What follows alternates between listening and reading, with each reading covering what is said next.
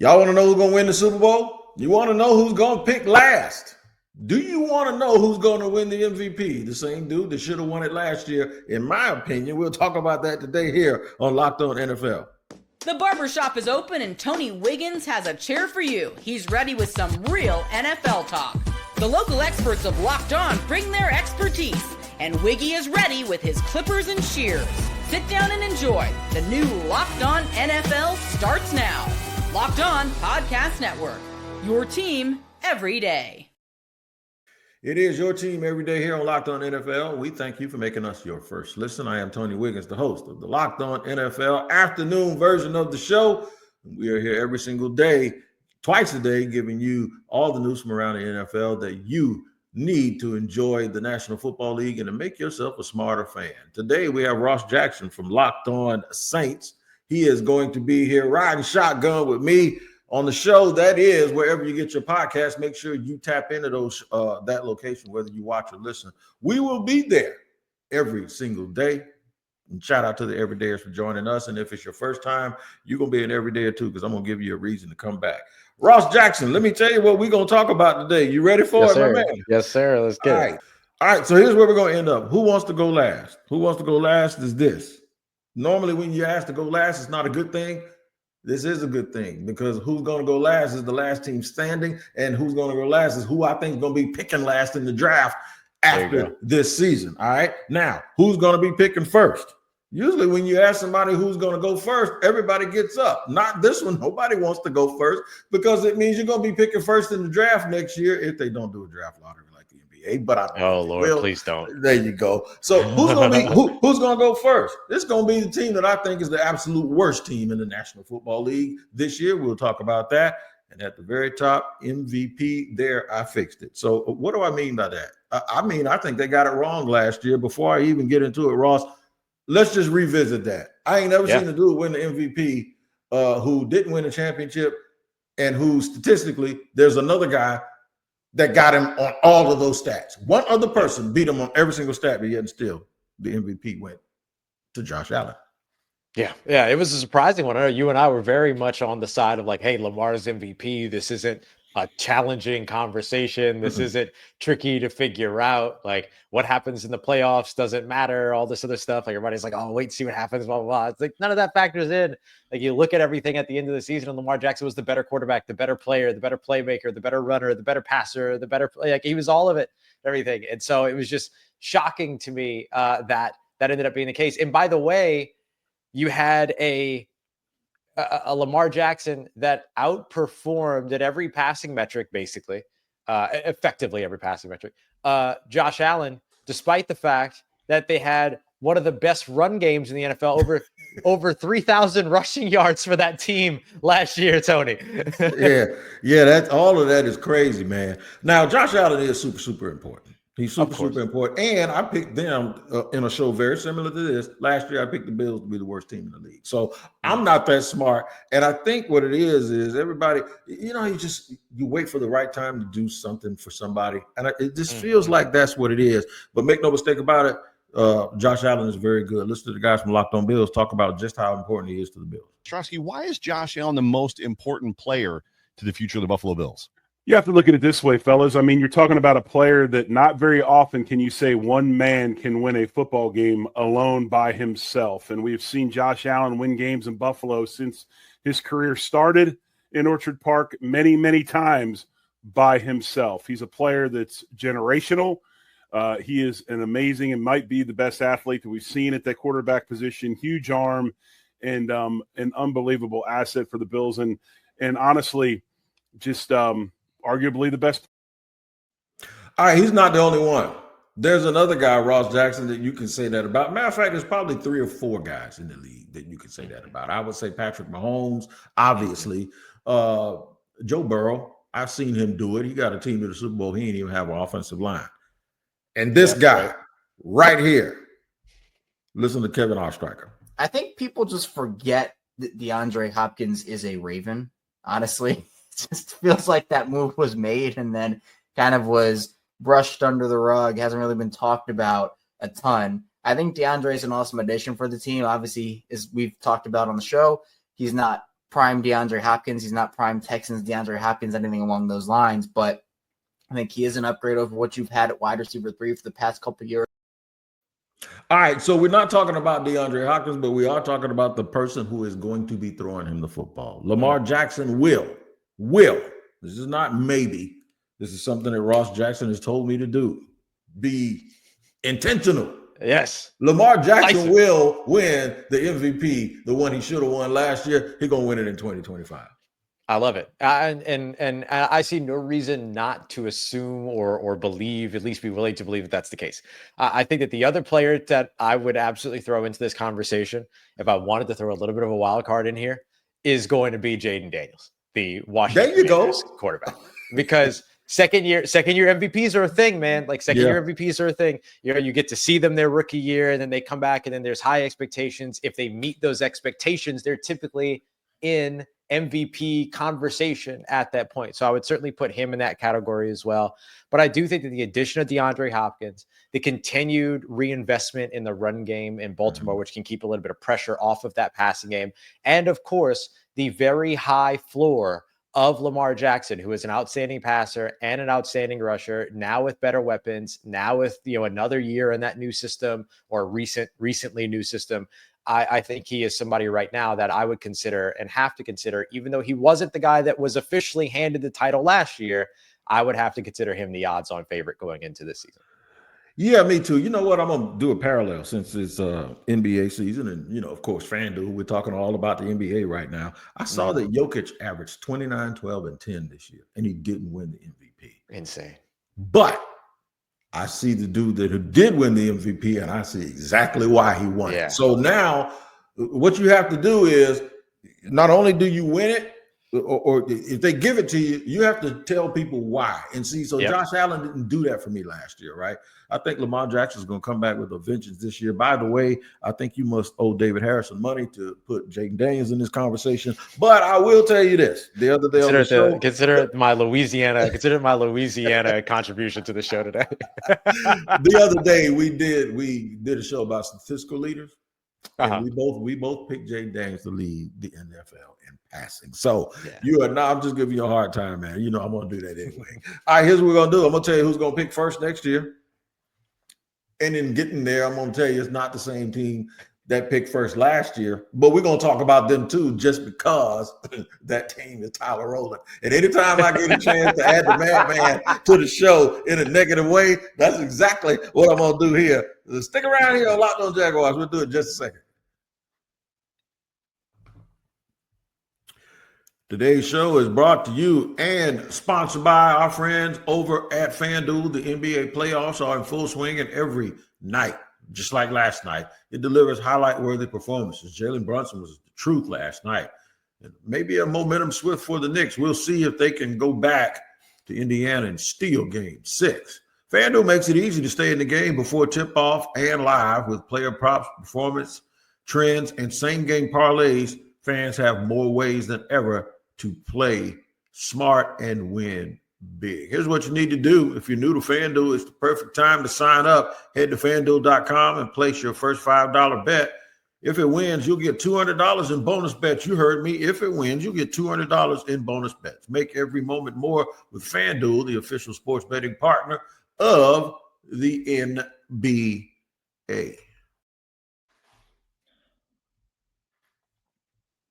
We're kicking it live here on Locked On NFL. My man Ross Jackson sitting in with me today. Y'all don't know how it feels to see my boy here, man. I talk to him. I get on his nerves so much, but now he's here with us each and every day. And I stole him from Tyler Rowland because he's always doing shows with Tyler Rowland. But Tyler, of course, covers Locked On Titans as well as he's the madman on the AM version of Locked On NFL. He also happens to be the person that covers the team that picked first because they were the worst team in the league. They happened to be in the AFC South with my Jacksonville Jaguars. However, I want y'all – yesterday we had the Chiefs on the show. Earlier, it was either yesterday or the day before. And I said they got rich people's problems. Them and the Eagles, they sit there and be like, who's going to play right guard? Like the whole world is falling apart if they don't figure out who's going to play right guard. You know what bad teams do? What Tyler Rowland is about to do? They talk about not being on TV enough. Listen to Tyler Rowland here with Locked On Titans. The Tennessee Titans get 0 primetime games in 2025, and I know a lot of Tennessee Titans fans are pissed. And look, I absolutely get it. Now, my take has been, hey, the team is bad. The Titans aren't a super popular team. The game against Miami last year wasn't all that appealing, even though the Titans scored 30 points. It was a boring game to watch. So the NFL said, that's just not good enough to go on prime time. But this thing that Mike North from the NFL, the schedule maker, is peddling, that you don't draft your way into prime time, you got to play your way into prime time. Now, that reason is absolute BS, because I would remind you that the Cincinnati Bengals, the sucky, poverty Cincinnati Bengals, got not one, but 2 primetime games. Joe Burrow's rookie season. So I understand why the NFL doesn't want to put the Titans on primetime, but acting like you can't draft your way to primetime is nonsense. Listen to me, Ooh, man. boy. That boy hot. He on fire, right? So here on the barbershop, we like to cut through BS, right? And let me tell you something, man.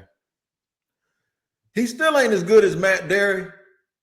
The Bengals ain't have nothing to do with none of this, but he just brought them up. See, that's another. that is what I call poverty deflection. Like, yeah, we might be eating poking beans, but at least we got juice. Y'all eating white rice over there. That is exactly what losing teams do, and I just want to take that time to highlight Tyler Rowland today here and the Titans on Locked On NFL. Ross Jackson, any thoughts? I do love the take, though. I will be honest. I absolutely love the take, because I do think that it is kind of, like you're not selling me.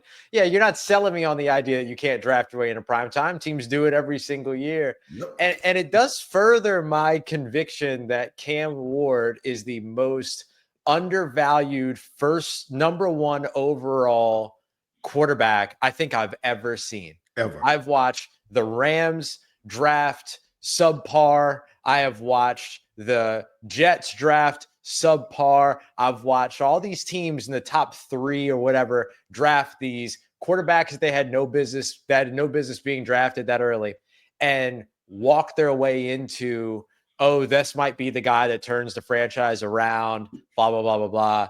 And for whatever reason, Cam Ward gets drafted 5 rounds before Shedeur Sanders. As much as I believe Shedeur Sanders should have gone much earlier, so much of the conversation around Cam Ward has nothing to do with Cam Ward. And it is the strangest thing to me. And the fact that for whatever reason, he was not enough for the Tennessee Titans, an intriguing team that also has like a lot of changes going on with it, to not even get them a Thursday night game, Tony. I'm not even talking about a real primetime game. How about a Thursday night game?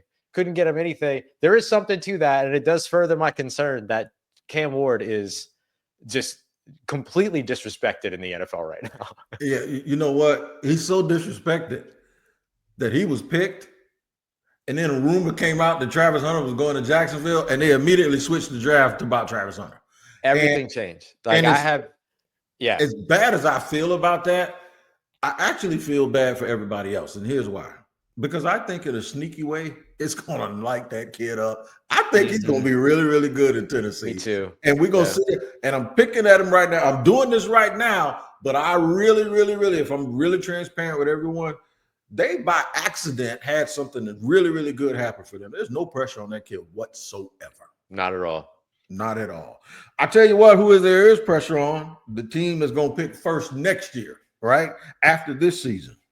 What if I play the clip? And the clip is about that team, and the clip is about the reason they're going to pick number 1. All in one. Check this out. And I ain't going to it's from Locked On Somebody. You're going to figure it out as soon as you hear him talk. Check this out. So you want to see the poise. You want to see the growth. You want to see him take the check down, and you want to see him be a little bit better, like under pressure and on the move. And I think he realistically can get there. I still believe in his talent. I still believe in what he can be. But in the NFL, the NFL stands for not for long, and these teams can't wait forever. I know Ballard keeps going on this tour about like, nobody lets these quarterbacks develop, but like realistically, you guys brought in Daniel Jones to compete for the quarterback 1 job. Like clearly, you're not waiting for it to develop either. Like he needs to take that step this year. It really is. kind of the last chance for him. I'm really hoping that he can put it together, stay healthy, and take those logical steps. But the worst case scenario for the Colts, and especially for him, is we see much of the same that we saw the last 2 years in terms. All right, Ross. So we heard he and him. Who do you think they talking about? That's clearly Anthony Richardson territory right there. And he is clearly the worst quarterback in the NFL, and he is going to be clearly the reason why the Colts picked number 1. Give me your thoughts.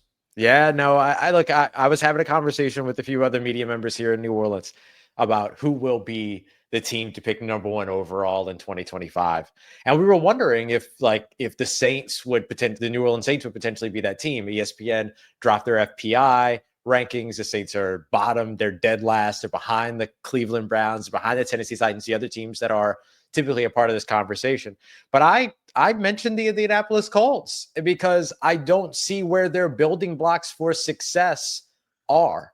I'm not fully confident in what they're doing from a coaching perspective. I'm not entirely sure what they're doing at all from a quarterback perspective. And they don't have the weapons to make up for the deficiencies at the most important positions on the field. And so I just don't understand where this team is supposed to find solace and success when it hasn't figured out where it's going in a direction standpoint at all. You can't follow a compass to the right place if your compass is broken, and they feel like their compass is broken. Your compass might be lost. They might just be reading an old pair of drawers at this point because they're not getting anywhere anytime soon. No, man. And then Chris Carter and I had a spirited debate yesterday. He likes Tyler Warren a lot better than I do. Mm-hmm. I just think they drafted Tyler Warren because their quarterback that's not very good needed a buddy. He needed a little safety valve, right? Yep. So to me, that's like throwing money at a bad investment.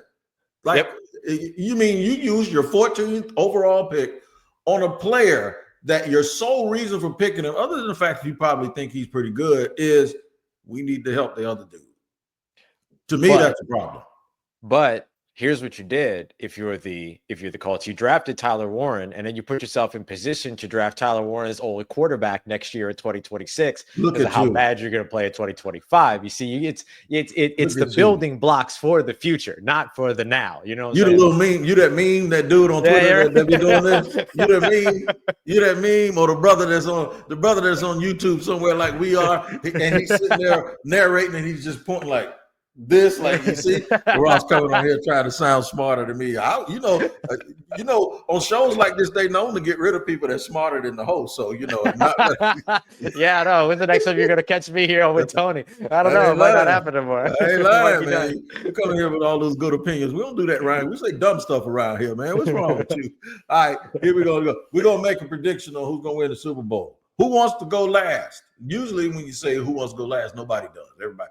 I'm Wiggins. I went to court one time, and there was like 100 people in there, and I was W. I had to sit there and hear all of them people in drama. Let me tell you something. The only thing I regret is that I did not take an edible before I did it because it was hilarious. And listening to all of those people's foolishness. Look, I'm going to tell you who's going to win the Super Bowl. I'm going to tell you who won it last year, who's going to win it next year. In just a second here on Locked On NFL.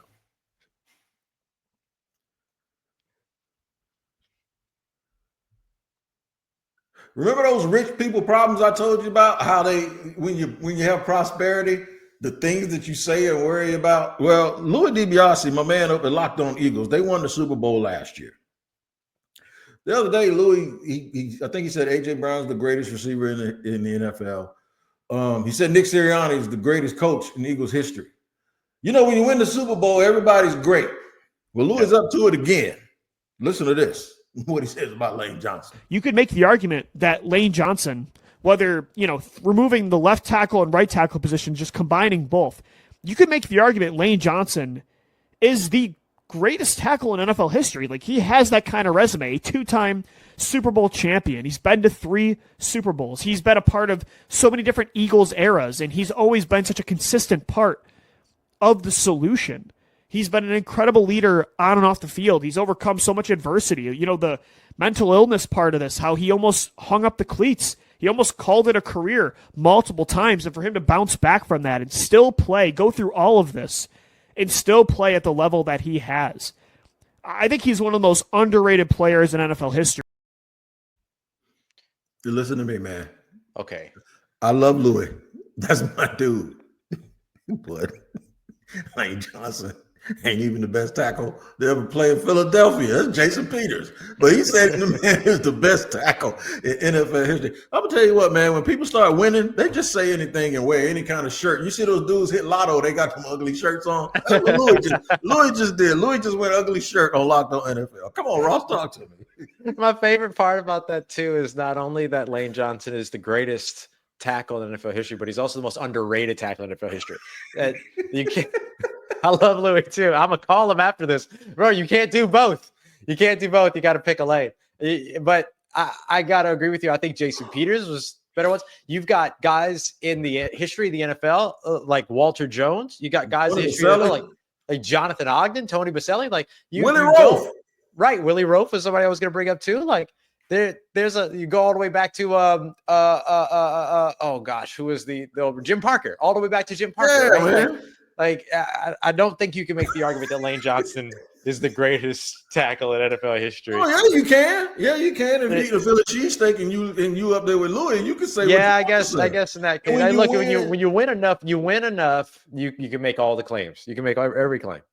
You could say with Ross, they come in the barbershop and tell lies, and then if you try to go against them, they go, I got more money than you. Right now, Louis has more money than anybody. More money than everybody. He got more money than anybody, especially more money than two jokers that cover the Jaguars and the Saints for a living. We can't say nothing to him. We just sit here and laugh at him when he says crazy stuff. Now I got to tell you who's going to go last this year. That was last year. Philly's going to be good, man. Washington's going to be good. Detroit's going to get healthy and bounce back. The Saints, never mind, but you know what I mean. Right. So, but listen, there was a team that actually had them on the ropes last year. I thought it was over, in fact. It was snowing. They needed to make one more play, and they went out and got one more dude who can make one more play. Listen to this from Locked On Rams. A big way. They hit a grand slam with Jared Verse. Jared Verse is already one of the best defensive players really in the NFL. I mean, PFF, they have Jared Verse as the 8th best edge rusher in the sport in. All right, so let me tell you why that's important. And seriously, this is what we really, really do when we do our research. The Philadelphia Eagles on offense, every single player on their offense, all of their 11, they're in like the top 6 or top 7 in salary. From left tackle to right tackle, where Lane Johnson, the greatest player in NFL history. Right. 2 great wide receivers, a tight end they just extended, and of course the running back who makes more money than anybody, and they're $250 million quarterback. You know why they can do that? Because everybody on that great defense is on a rookie deal. Right. And now the Rams got all those dudes on a rookie deal on defense, and they can go out and spend money and get Devontae Adams on the other side of Puka Nacua, who's on a rookie deal. You draft well, you can now go out and cherry pick. I think the LA Rams have, because the Eagles and the Commanders going to beat each other up, I think the LA Rams going to cakewalk all the way to the NFC Championship game. I believe they're going to win the Super Bowl.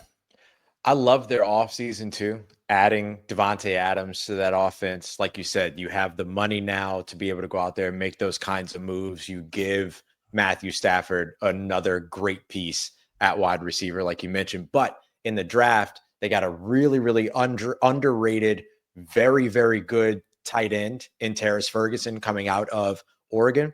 They added Josiah Stewart, the edge rusher out of Michigan. They added Chris Paul Jr., the fantastic linebacker out of Ole Miss. When we think about those Los Angeles Rams defenses, it's always the coverage linebackers that go undersold but end up making good plays. So go back to Corey Littleton back in the day, for instance. And you've got to go that far back in the day, but like his athleticism, what he was able to do at the second level in coverage allowed them to be able to maximize what they could do off of the edge in the early 2020s, late 2010s. And so I think that when you look at all of those other additional little pieces that they've made, as they've continued to invest in those defensive positions, added some talent on offense, went out to the market. I love the team building sort of perspective and the way that they went about it, trading out of the first round, getting more picks, all those other things. I love the way that they handled themselves this offseason. And I think that they absolutely put themselves in position to kind of retool or reload without rebuilding, because they don't have to do that right now. They still have their quarterback, but give themselves the assets they need so that they could later plug a quarterback in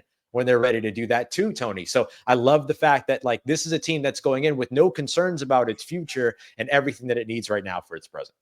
Man, look, and the other thing they have going for them, and this has kind of happened by accident, and so I can bring it up now. A lot of people that I've had on here, Ross, when I start talking about the Rams, they say Andy Reid is the GOAT, the current greatest coach in the National Football League. But they always say this. They make it sound like it's the GOAT emeritus.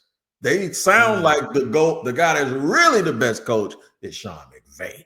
That's the way people, the sentiment that they say, we're going to give Andy Reid his flowers. We ain't going to compare nobody to Andy Reid. But the guy right now that is the quintessential standard bearer in the NFL as far as coaching is concerned, to a lot of people, that is Sean McVay. And I think they're going to be very, very good. It's going to be very, very interesting to watch them this year. I wonder what FanDuel's odds are on picking teams from the same area to play in the Super Bowl. What if I picked the Chargers and the Rams? I think I wonder what I need to find out what hit up FanDuel. Y'all can do the same thing and find out what is your odds for that little parlay on all LA Super Bowls. It's going to be played in Santa Clara, by the way. All right, so here's what we discussed today. The MVP, we're going to fix it. All right, who's picking first? Yeah, in a bad way. Who's picking last, but in a good way. Now I'm going to give you a little bit of bonus. When I get a guest on, I always ask them about their team. Ross, I'm going to make a statement about the Saints, and I'm going to surprise you a little bit. It doesn't feel like they settled. They were the last team to hire a coach, and we were wondering who's going to take the job. When Kellen Moore got that job and the way that they've moved since that point, I'm going to be honest with you. I'm impressed. They don't seem like the team that settled on their coach. They seem like they got the exact guy that they needed. He's the right person for the job. I'm looking for improvement, like the way the Panthers played in the second half of last season. I think the Saints are going to be all right. I think that's exactly what you're looking for. If you're a New Orleans Saints fan or you're somebody that's interested in what's going on in New Orleans, you're looking for them to be one of those teams that is kind of the early Dan Campbell days of the Detroit Lions, where there was heart, there was fight, there was incremental improvement before they became this perennial playoff team. And you're watching it right now with the Carolina Panthers, sort of the incremental improvement. I'll highlight the Arizona Cardinals too. Like those are the models in terms of what you're looking for trajectory wise for New Orleans. And so I think you're right. I'm impressed with what they've done so far this offseason. I don't think that they flipped the roster enough this year. I think they'll have to do that more next year. Getting $30 million back from Derek Carr's retirement, which tells you that something litigious was on the way. With that. That was an amicable way to handle all that. But them getting $30 million back from Derek Carr is the best offseason move they had all season. That's going to impact them more in 2026 than 2025. So I look at this as a 34-game season for them coming up. And this is a 17 games here in 2025. That's part one. 17 games in 2026. That's part two. And then 2027, see where they are after that. It's all about the build. Yeah, and I forgot to mention the money part of it. I've been joking with you for about a year about how they were going to get under the salary cap because they were $172 million over the salary cap. And I was like trying to figure it out. Like 2 days into the salary cap, Ross Jackson's like, told you. And so and the good news that they're almost into surplus. They're almost into almost in a surplus in that they're only $53 million over the salary cap right now for next year. But that's going to cut in half when they get this money back from Derek Carr. So they might be in like the $20 to $30 million range. That's basically minimum wage for them. So that's great. Bruh, that's like getting somebody to clip your fingernail. Ain't nothing to the Saints. By the way, y'all know what I call the Saints Florida and James Evans. And scratching and surviving like good times, right? Like they financial experts, but really they're not. They just survivors. That's what they are. Yeah, man. Hey, by the way, all LA Super Bowl next year, Chargers versus Rams, FanDuel plus 11,000 right now.